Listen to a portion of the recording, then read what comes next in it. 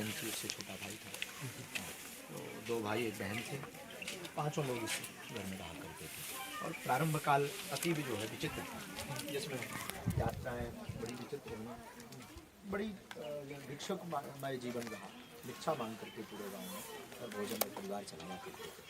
इतने संपन्न नहीं थे, पिताजी भी कोई कार्य करते नहीं थे, तो इसी में एक तरफ भगवान का स्थान बना रहता था, एक तरफ रसोई बनी रहती थी, और एक तरफ जो है यहाँ तक कि भैंस भी बनी रहती थी, पशुशाला भी बनी रहती थी। लेकिन वही में अपना जीवन भगवान बागेश्वर बालाजी की कृपा से पूरा 14 वर्ष का वनवास इस स्थान पर मैंने जाता है। वो जो विकट परिस्थितियाँ थी वो आध्यात्मिक यात्रा के लिए कितनी मददगार साबित हुई। उन्हीं विकट परिस्थितियों में ही हमारी अध्यात्म यात्रा प्रारंभ हुई। भगवत कृपा इन्हीं विकट परिस्थितियों से ही प्रारंभ हुई है। और हमारी दृष्टि तो ये कहती है कि जो कहावत आदिकाल से चली आ रही कि भगवान जो भी करते हैं अच्छे करते हैं, अच्छा करते हैं, अच्छे के लिए करते हैं, तो ये बागेश्वर बालाजी की ही महिमा है कि इन स्थितियों में नहीं रहे होते तो उनसे लगन नहीं, इन परिस्थितियों में रहे, यहाँ चलते रहे, यहाँ पर खेले हैं। यहाँ पर जो संकीर्णता है, उस संकीर्णता में व्यापकता की जो ललक थी, उस व्यापकता को पाने के लिए बागेश्वर बालाजी के चरणों में सिमरन, बागेश्वर बालाजी के चरणों का ध्यान, और जो है मन में भाव था कि इसके ऊपर एक छत बन जाए, ये भाव रहा। और वो अभी भी अधूरा है, अभी भी। शुरुआत जब ली तब यहाँ कथा करना, कथा सेंटर में जाकर कथाएँ करना, वो सुना है मैंने, वो कैसे? ये बड़ी विचित्र स्थिति थी। पिताजी कुछ कार्य करते, भोजन की व्यवस्था के लिए, जीविका चलाने के लिए हम बड़े थे, बहन और भाई, तो हमारे बड़ापन था, उसमें बड़े होने के कारण पूरी जिम्मेदारियाँ खुद के ऊपर भी। माताजी हमारी सहज भाव की, पिताजी को कोई लेना देना नहीं रहता था। बस यहीं से हर पूर्णमासी अमावस्या को एक थैला उठाते थे, और बचपन से ही तिलक लगाने का स्वभाव था। बाबा जी के चरणों में रहे, धोती पहनने का, धोती पहनते थे, अपनी बढ़िया कुर्ता पहनते थे। उस वक्त हमें स्मरण में है, आज भी एक कुर्ता हम रखे हैं, एक एक कुर्ता को हमने 1 महीना पहना पत्रकार।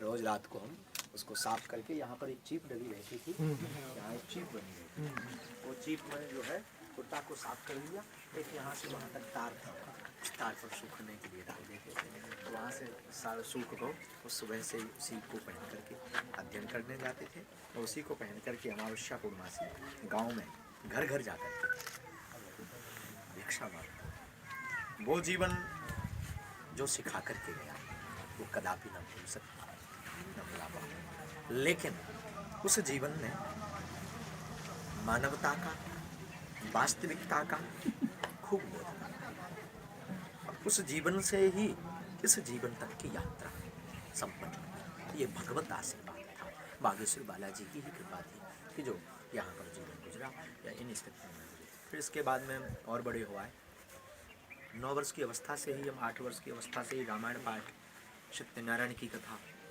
आदि करने लगे, और सत्यनारायण की कथा गांव वाले लेवा जाते थे।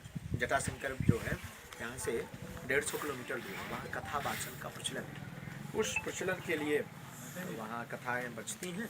पुरोहित कर्मकांडी ब्राह्मण थे, कुछ पैसा मिल जाता, कुछ दक्षिणी मिल जाती थी। जाते अमावस्या को चले गए, वहाँ से 200-300 उस 200-300 रुपये में 200 रुपये का आटा, भोजन, नाश्ता, जो भी सामग्री करके ला करके माताजी को दे देते थे, 20-25 रुपये। लेकिन कभी भी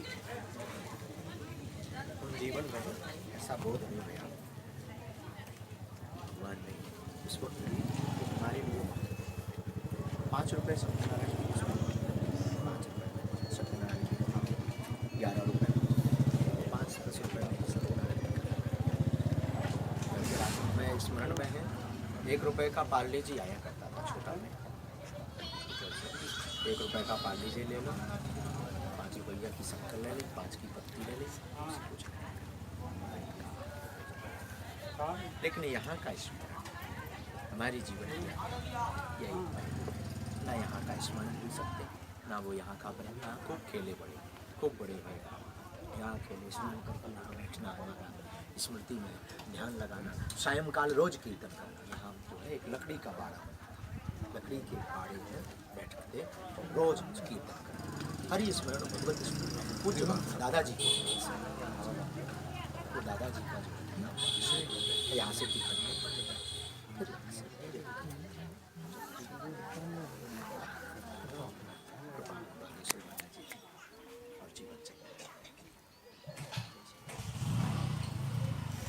राम की जय। दुखद अनुभव सुनने का अवसर मिल रहा है इस माध्यम से, हमको भी इन सबको भी मिला है कैमरे के माध्यम से और चलिए धाम पे ही चलते हैं। कुछ और विषय है तो कैमरे अंदर में भी सीमित क्षमताएँ हैं, बैटरी जानने लगी है तो इसको परसों हाँ परसों स्कूल किया था यहाँ तक हो गया।